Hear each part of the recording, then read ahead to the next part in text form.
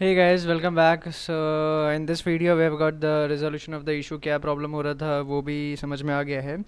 Basically ये वाला feature एक नया इंट्रोड्यूस किया इन लोगों ने, जिसकी वजह से ये इशू हो रहा था हमें हमारे डेटाबेस से कनेक्ट होने के लिए. पर डोंट वरी, हमने उसका रेजोल्यूशन निकाल लिया है. इशू क्या था पहले मैं वो क्लियर कर देता हूँ. अच्छा, to troubleshoot for the troubleshoot purpose मैंने यहाँ पर और एक डेटाबेस का इंस्टेंस बनाया है जिसकी अब हमें ज़रूरत नहीं है, तो मैं इसको यहाँ से एक्शन में से जाकर डिलीट कर देता हूँ. तो इनकेस अगर आपने भी कुछ डेटाबेस का इंस्टेंस वगैरह बनाया होगा एंड अगर आपको डिलीट करना होगा तो from here you can delete it. अगर इंस्टेंस वगैरह प्रॉपर्ली नहीं चल रहा है तो आप उसको रिबूट कर सकते हो, स्टॉप कर सकते हो. लेकिन हाँ, आर डी एस में कैसा होता है कि आर डी एस में आप इंस्टेंस को स्टॉप कर सकते हो, लेकिन स्टॉप करने के बाद क्या होगा ना, जैसे आपको यहाँ पर दिखाता हूँ मैं. स्टॉप करने के बाद यहाँ पर पूछा जाएगा sure you want to stop D B instance database 3 now create snapshot. आपको ये पूछा जाएगा कि जब आप स्टॉप करो तो आपको स्नैपशॉट लेके स्टॉप करना है या नहीं करना है. स्नैपशॉट लेना मतलब कि अगेन आपका जो डेटाबेस है उसका एक बैकअप ले लिया जाएगा. एंड इन केस अगर फ्यूचर में आपको कभी भी क्रिएट करना रहेगा तो उस बैकअप से आप डायरेक्टली क्रिएट कर सकते हो. एंड आपका वो सारे डेटाबेसेस जो इस पर्टिकुलर सर्वर में थे वो सारे डेटाबेसेस उस सर्वर में आ जाएंगे ऑटोमेटिकली. मतलब ये अपना EC2 इंस्टेंस का स्नैपशॉट कैसा होता है या वॉल्यूम का स्नैपशॉट कैसा होता है वैसे ही ये. ठीक है, तो आपसे पूछा जा रहा है यस या नो. मैंने नो रखा है यहाँ पे. उसके बाद यहाँ पर क्या लिखा है नीचे वो ध्यान से पढ़ना. You can stop a DB instance for up to 7 days. If you do not manually start your DB instance after 7 days it will be automatically started. मतलब कि आप जो अपने डेटाबेस के इंस्टेंस को स्टॉप कर रहे हो दैट्स कम्प्लीटली ओके, बट ये जो स्टॉप है वो सिर्फ 7 days तक ही एप्लीकेबल रहेगा स्टॉपेज. उसके बाद वो ऑटोमेटिकली स्टार्ट हो जाएगा. ठीक है, तो वापस से आपको स्टॉप करना होगा तो वापस से आप फिर वहाँ से स्टॉप करो. ठीक है, तो ये एक चीज़ है. तो फिलहाल मैं तो इसको स्टॉप नहीं कर रहा हूँ बिकॉज मुझे इस डेटाबेस की कोई ज़रूरत नहीं है, तो मैं डायरेक्टली इसको डिलीट ही कर दूँगा. ठीक है, तो to be able to delete the database modify the database and disable deletion protection. Okay, तो डिसेबल डिलीशन प्रोटेक्शन करना होगा तो मैं क्या करता हूँ कि मॉडिफाई पे पहले क्लिक करता हूँ.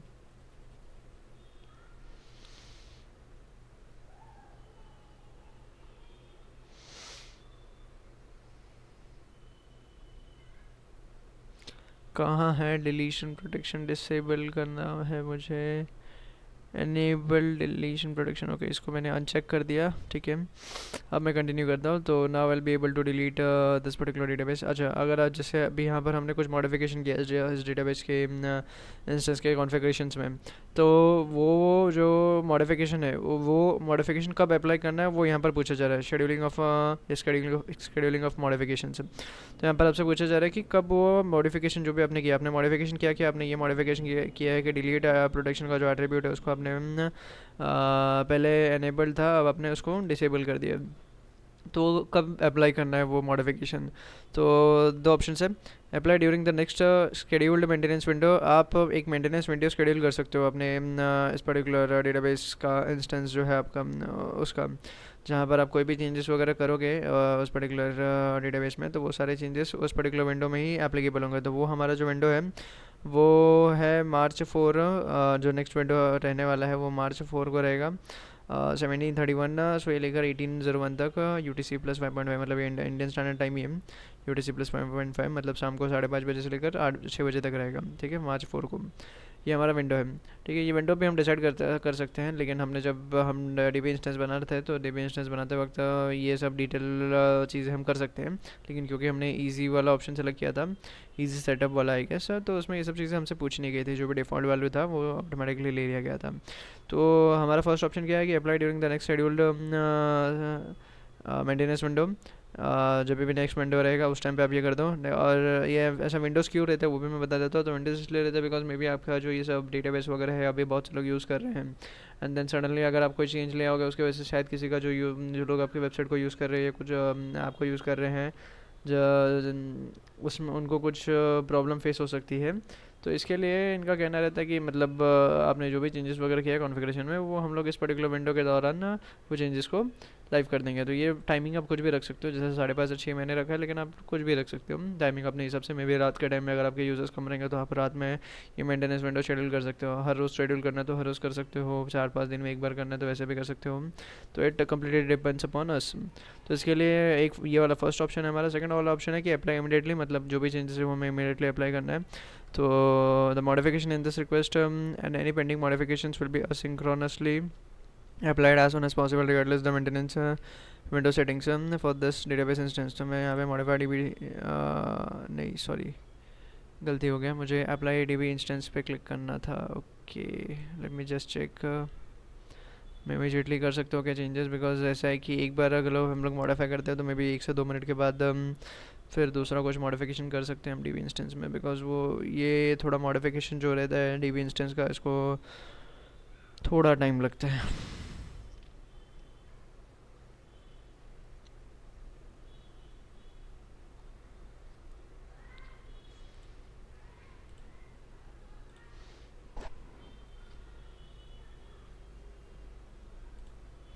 नहीं मैंने, क्योंकि यहाँ पर अभी मेरा मॉडिफाइड डीबी इंस्टेंस का बटन नहीं दिख रहा है, क्योंकि मैंने अब कुछ मॉडिफिकेशन किया ही नहीं। नो मॉडिफिकेशन सेलेक्टेड, वो जो मॉडिफिकेशन था वो तो मैंने कर दिया था, लेकिन वो जब नेक्स्ट विंडो मतलब March 4 को वो अप्लाई होगा, तो मैं एक काम करता हूँ, मैं बैक जाता हूँ, पहले कुछ मॉडिफिकेशन करता हूँ एंड देन आता हूँ। ठीक है, तो मैं एक काम करता हूँ कि मेरा जो ये है ना टी3 डॉट माइक्रो, इसको टी3 डॉट स्मॉल कर देता हूँ मे बी, एंड फिर आगे आता हूँ और कंटिन्यू करता हूँ। और यहाँ पर देखो, यहाँ पर था आपका वो मेंटेनेंस विंडो का, फिर यहाँ पर अप्लाई इमीडिएटली सेलेक्ट करता हूँ। तो इससे क्या होगा कि मेरा जो पेंडिंग मॉडिफिकेशन है वो वाला भी और ये वाला जो मॉडिफिकेशन है ये भी दोनों साथ में इमीडिएटली अप्लाई हो जाएंगे। तो अप्लाई मॉडिफाई डीबी इंस्टेंस है।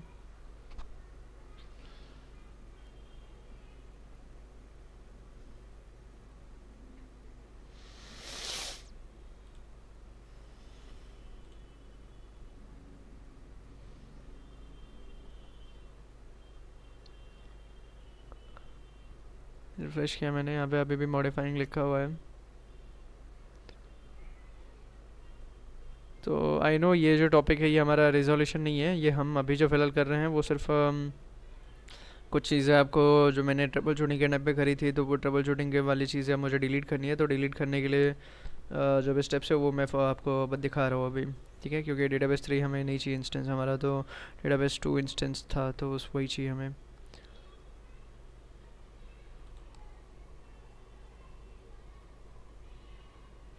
आई think it will take some time. तो हम लोग क्या करते हैं कि तब तक हम लोग ये देख लेते हैं डेटाबेस 2 में क्या चेंज था।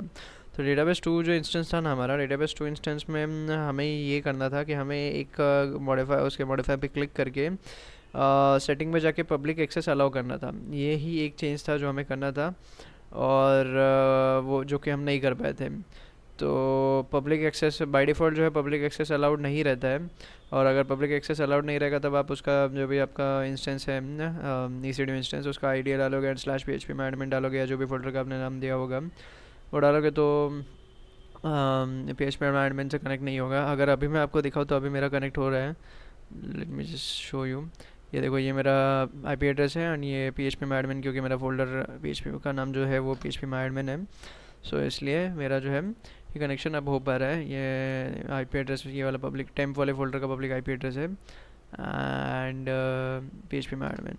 ठीक है, तो ये देखिए अब मेरा कनेक्ट हो पा रहा है। यहाँ पर देखिए, यहाँ पर अगर आप देखोगे ना कैसे पता चलेगा कि कनेक्ट हो रहा है कि नहीं हो रहा है। एक तो यहाँ पे टेस्ट DB नहीं है जिसका मतलब है, और हमारा जो लोकल PHP में एडमिन था उसके अंदर टेस्ट DB था। यहाँ पे देखो डेटाबेस 2 लिखा हुआ है, और इसके आगे rds.amazon.amazon.aws.com, ये हमारा पूरा एंड पॉइंट है जो कि हमें मिलता है यहाँ से,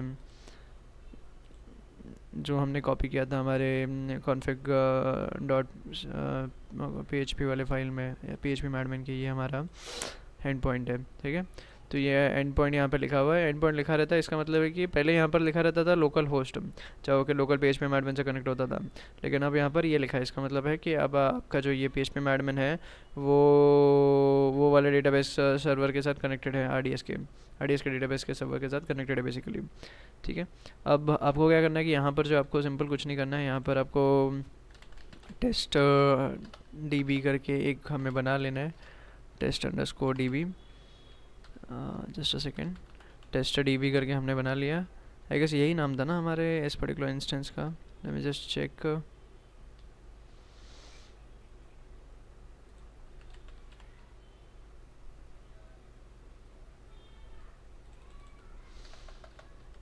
डाउनलोड्स में चेक करना पड़ेगा मुझे। टेस्ट DB हो गया, अंडरस्कोर नहीं था। ठीक है, कोई इशू नहीं है, तो यहाँ पर मैं अंडरस्कोर रिमूव कर देता हूँ। टेस्ट DB करके मैंने एक डेटाबेस क्रिएट कर लिया यहाँ पर, अब मैं इंपोर्ट पे क्लिक कर रहा हूँ और यहाँ से मैं डायरेक्टली ड्रैग एंड ड्रॉप कर सकता हूँ। मेरा डेटाबेस इंपोर्ट हो गया है। लेट्स जस्ट चेक, डेटा वाला टेबल भी आ गया है और उसके अंदर 3 डेटा भी आ गया है। ठीक है, अब मैं क्या करता हूँ कि एक काम करता हूँ कि मैं अब दूसरा एक पर्टिकुलर आईपी एड्रेस ले लेता हूँ जो हमारा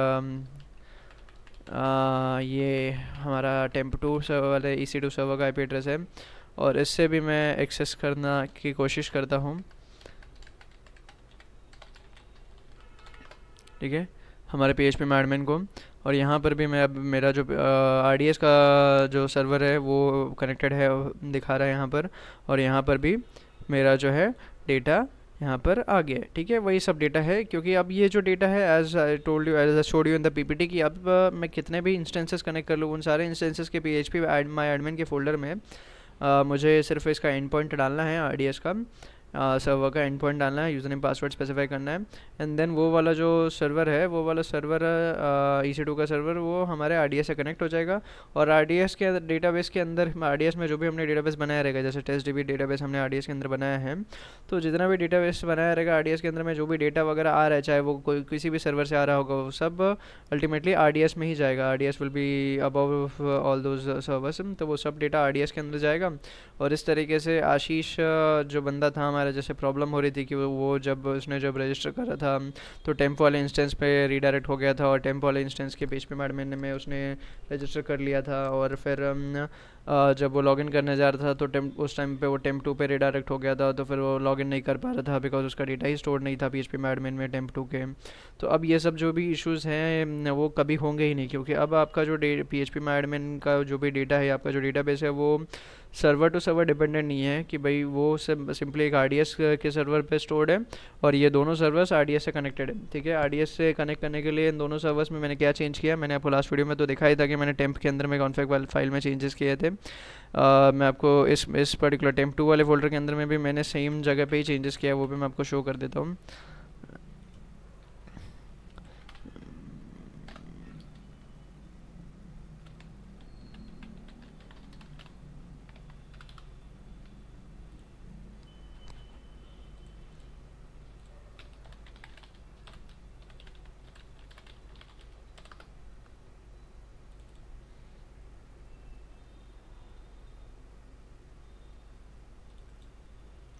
config.inc.php सैम्पल वर्ड निकाल दिया। ठीक है, तो सैम्पल वर्ड हमें निकाल देना है, और as you can see over here, यहाँ पर हमारा डेटाबेस का एंड पॉइंट मैंने डाल दिया है, यूज़र नेम डाल दिया है, एंड पासवर्ड डाल दिया है।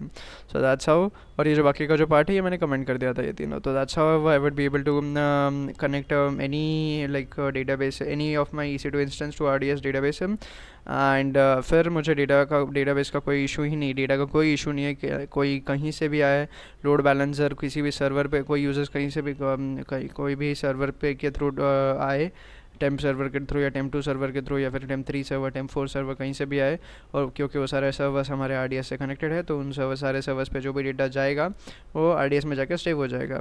ठीक है, तो आई होप आपको जो मेरा सवाल था, जो मैंने पहले पूछा था कि RDS का क्या नीड है, I guess need of RDS के इंट्रो में वीडियो में, वो सवाल का जवाब आपको मिल गया है, आपको सॉल्यूशन मिल गया है कि आपको क्या करना है, एंड दैट्स इट।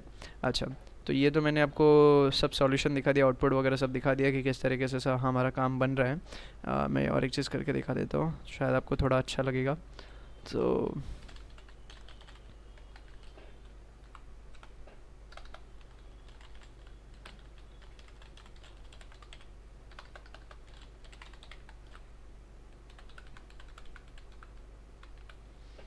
ठीक है, एक डेटा मैं यहाँ पे एंटर कर रहा हूँ, गो पे क्लिक करता हूँ। ठीक है, तो यहाँ पे क्या हो गया है, मेरा जो डेटा है वो ऐड हो गया है 4 पे। ठीक है, और ये कौन सा सर्वर है, हमारा टेम्प सर्वर है। यहाँ पर आओ के देखो, रिफ़्रेश कर लो इसको, सी आपको आ गया डेटा। तो इस तरीके से आपका सब कुछ सिंक्ड है अभी। ठीक है, कोई प्रॉब्लम नहीं है। अब आ जाते हैं कि भाई ये चीज़ हुआ कैसे और लास्ट वीडियो में क्यों नहीं हो रहा था। तो लास्ट वीडियो में मैं आपको, जो मैंने इसके पहले बताया कि आपको पब्लिक का एक्सेस नहीं था, पब्लिक एक्सेसिबिलिटी नहीं था, जिसकी वजह से हमारा ये प्रॉब्लम जो है वो हो रहा था। तो I will show you just a second. तो पब्लिक एक्सेसिबिलिटी यहाँ पर भी आपको दिख जाएगा, एक सेकेंड, डेटाबेस 2 में। फ़िलहाल मैंने नो किया हुआ है, आपको यस कर देंगे हम लोग। यहाँ देखो पब्लिक एक्सेसिबिलिटी, ठीक है, ये आपका यस रहना चाहिए। अगर यहाँ पे नो रहेगा तो फिर आपका जो डेटाबेस है, ये मतलब जो पेज आईपी एड्रेस के थ्रू हम जो डेटाबेस एक्सेस करने की कोशिश कर रहे हैं वो आपका जो है इफ़ेक्टिव नहीं, मतलब बार बार वो 502 गेटवे एरर ही आएगा जैसे लास्ट वीडियो में आ रहा था। अच्छा बताओ, आप बोलोगे कि यार अभी यहाँ पर तो नो लिखा है, मतलब पब्लिक एक्सेसिबिलिटी नहीं है, फिर भी आपका एक्सेस हो पा रहा है। तो एक्सेस इसलिए हो पा रहा है बिकॉज जब मैं यहाँ पर ट्रबल शूटिंग वगैरह कर रहा था तब मैंने यहाँ पे पब्लिक एक्सेसिबिलिटी नो किया था, एंड वहाँ पर ये स्पेसिफाई कर दिया था कि नो करके मैंने उसको ये यहाँ पर डाल दिया था, क्या बोल सकते हो आप उसको, जो ये रहता है ना शेड्यूलिंग आपका, इसका किसका, जो भी मॉडिफिकेशन है उसका, वो मैंने यहाँ पर अप्लाई, ये नेक्स्ट जो भी शेड्यूलिंग विंडो का है वहाँ पर वो मैंने सेलेक्ट कर लिया था। तो इसके लिए यहाँ पर तो अभी नो दिख रहा है, लेकिन वो अभी तक एप्लीकेबल नहीं हुआ है, ठीक है।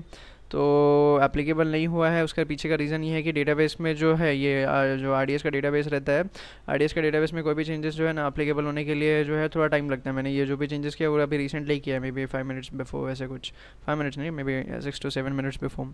तो 6 to 7 भी नहीं, एक्चुअली हो गया रहेगा, टाइम हो गया, बट देन स्टिल अभी तक तो ये एप्लीकेबल नहीं हुआ। अगर अब एप्लीकेबल हो जाता तो यहाँ पर जो है मेरा जो अभी मैं एक्सेस कर पा रहा हूँ एक्सेसिबिलिटी मेरी बंद हो जाती थी, ठीक है।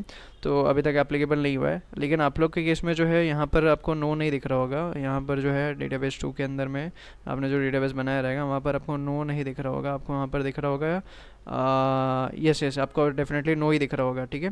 तो आपको क्या करना है कि आपको जाना है मॉडिफाई पे क्लिक करना है, मॉडिफाई पे क्लिक करके आपको यस करना है, ठीक है। मेरा थोड़ा लैग है, हो रहा है मेरा लैग एज इन कि मेरा अभी तक एप्लीकेबल नहीं हुआ है, मैंने भी नो कर दिया है। नो करने से क्या होगा कि वो नहीं एक्सेसिबल होना चाहिए, लेकिन since it is not applied yet, so that's why I am able to access my database. But ideally public accessibility हमें यस करना है, then only I will be able to access. Maybe ये ऐसा होगा कि क्योंकि मैंने no करके रखा है तो थोड़ी देर बाद जो है मैं रिफ़्रेश जब करूँगा तो ये अगेन मैं एक्सेस नहीं कर पाऊँगा, क्योंकि वो तब तक अप्लाई हो चुका होगा, ठीक है। तो मुझे क्या करना है कि मुझे अब यहाँ पर जाना है और मुझे मॉडिफाई पे मैंने क्लिक किया था ना, तो मॉडिफाई पे क्लिक करने के बाद मुझे यहाँ पर जाना है, कहाँ पर, यहाँ पर देखो PHP में एडमिन। अच्छा, और एक चीज़ चेंज करना पड़ता है यहाँ पर, वो मैं बता देता हूँ। सिक्योरिटी ग्रुप आपके केस में जो है ना डिफ़ॉल्ट वाला सेलेक्टेड रहा होगा, इस तरीके से अगर देखोगे तो डिफ़ॉल्ट वाला सेलेक्टेड रहा होगा, लॉन्च 56 नहीं रहा होगा, ऐसे कुछ। तो आपको क्या करना है, यहाँ से जो है लॉन्च विज़ार्ड 6, लॉन्च 56 नहीं, लॉन्च विज़ार्ड 6 आपको सेलेक्ट करना है यहाँ से, और ये डिफ़ॉल्ट वाला जो है उसको निकाल दो। डिफ़ॉल्ट सिक्योरिटी ग्रुप इसलिए इन लोग ने दे दिया है क्योंकि डिफ़ॉल्ट हमारा एक सिक्योरिटी ग्रुप रहता है, बट वी डोंट नो कि उस सिक्योरिटी ग्रुप में कौन कौन से पोर्ट्स अलाउ किए गए हैं, कौन कौन से पोर्ट्स अलाउ नहीं किए गए हैं। जबकि हमारा लॉन्च विज़ार्ड 6 का जो सिक्योरिटी ग्रुप है उसमें हम उसके अंदर हमने मैस्क्यूएल और वाला जो पोर्ट है 3306 का वो अलाउ किया है, HTTPS एंड SSH, ये सारे पोर्ट्स हमने अलाउ किए हैं। तो our security group for this particular database instance should also भी लॉन्च विज़ार्ड 6 ओनली, या फिर आपके केस में लॉन्च विज़ार्ड 1। सर्टिफिकेट अथॉरिटी जो है उसको कुछ मत करना है और कुछ नहीं करना है। और एडिशनल कॉन्फ़िगरेशन में आपको यहाँ पे पब्लिकली एक्सेसिबल करना है। यहाँ पर लिखा हुआ है देखो, EC2 instances and devices outside the VPC can connect to the instance, you define the security group for supported devices and instances. मतलब कि ये जो डिवाइसेस हैं या जो भी इंस्टेंसेस है जो VPC के बाहर है, जैसे हम अब यहाँ पे से जो एक्सेस कर रहे हैं IP एड्रेस डाल के ये हम VPC के अंदर में से नहीं कर रहे, VPC के बाहर से ही कर रहे हैं, राइट। तो इसके लिए हमें पब्लिक एक्सेसिबिलिटी चाहिए। पब्लिक एक्सेसिबिलिटी नहीं रहेगा तो फिर हम हमारे RDS का जो इंस्टेंस है उसको एक्सेस नहीं कर पाएंगे। डेटाबेस का जो पोर्ट है उसको 3306 ही रहना तो बाय डिफ़ॉल्ट, एंड आपको क्या करना है यहाँ पर कंटिन्यू करना है,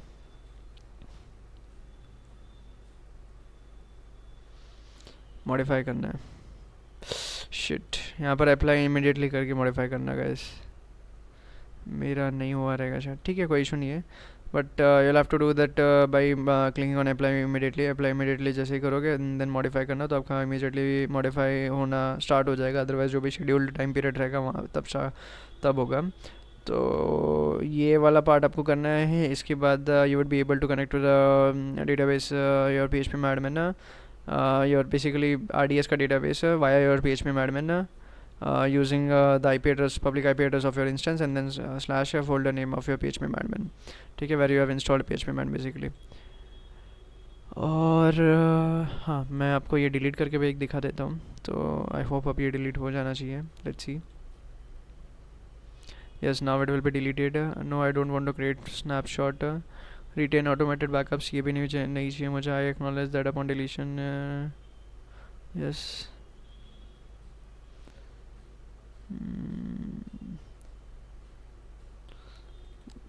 यहाँ पर मुझे टू कन्फर्म डिलीट में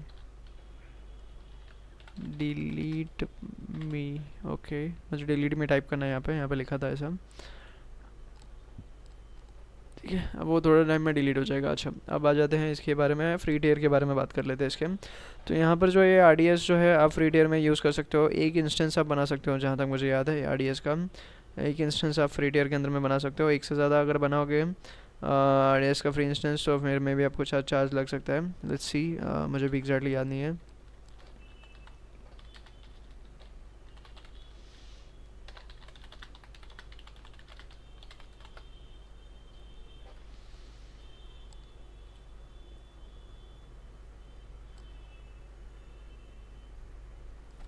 750 has of idea single easy DB T2.micro। T2.micro type का आपका रहेगा। और 750 आवर्स मतलब महीने की है भाई, 31.5 डेज तक आप बना यूज़ कर सकते हो इसको। T2.micro, अगर T2.micro के बदले कोई और टाइप का अगर इंस्टेंस लोगे तो फिर वो महंगा पड़ेगा, मतलब वो AWS इसके फ्री टेयर के अंदर में नहीं आएगा। यूसेज MySQL, ठीक है, ये सारे डेटाबेसेस आप यूज़ कर सकते हो। MySQL, MariaDB, Postgre, ये सब यूज़ कर सकते हो। Enough fast to run a DB instance continuously each month अपना। ठीक है, 20 GB का आपको ये स्पेस मिलेगा, 20 GB बैकअप है। तो these are the normal things, ये इसका आपको ज़्यादा ज़रूरत नहीं पड़ेगा।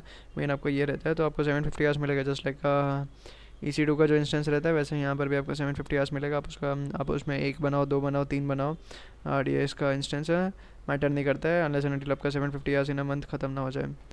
ठीक है, so that's it, I guess मैंने सारी चीज़ें बता दी है। And I know this video and इसके पहले वाला वीडियो थोड़ा बड़ा हो गया था, but kindly cope up with me because I was also not aware about this thing. But ठीक है, अभी कोई इशू नहीं है, मैंने कर दिया है। आप लोग भी एक बार ट्राई कर लो खुद से। एंड अगर हो जाता है या कुछ प्रॉब्लम आता है तो do comment and let me know, so that मैं उसका कुछ रेजोल्यूशन जो मुझे पता रहेगा मैं आपको बता दूंगा। एंड इन केस अगर नहीं होता है तो, एंड अगर हो जाता है तो भी कमेंट कर दो यार, बताओ कि आपका भी हो गया करके। ठीक है, बिकॉज जितने ज़्यादा कमेंट्स रहेंगे उतना ही अच्छा रहेगा मेरे लिए भी। ठीक है, चलेगा। Thank you and see you in the next video.